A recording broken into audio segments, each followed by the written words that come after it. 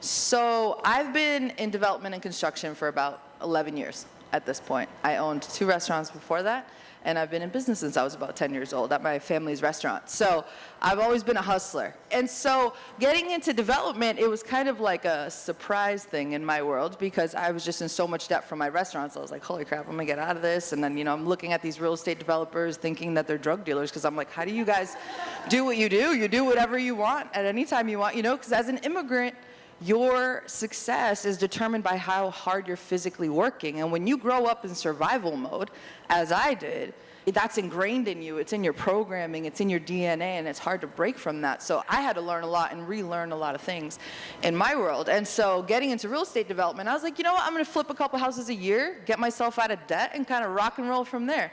Then I fell in love with real estate. Then I had a very successful career. I ended up being one of the youngest general contractors in the state of Massachusetts to get the unrestricted license, which was awesome, and all these amazing things that were happening.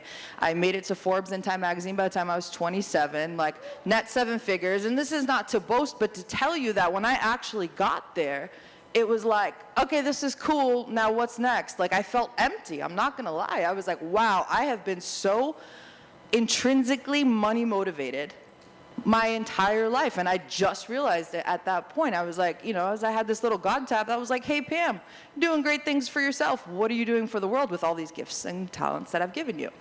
And I was like, and I couldn't even answer that question. I was like, wow, everything I'm doing was basically for profit. I mean, I loved it, but like, what was I really doing for the world, right? And that to me was the big question. And so I was like soul searching for a few years. I launched my podcast Underdog as a way to kind of like get these reflections in. Great podcast.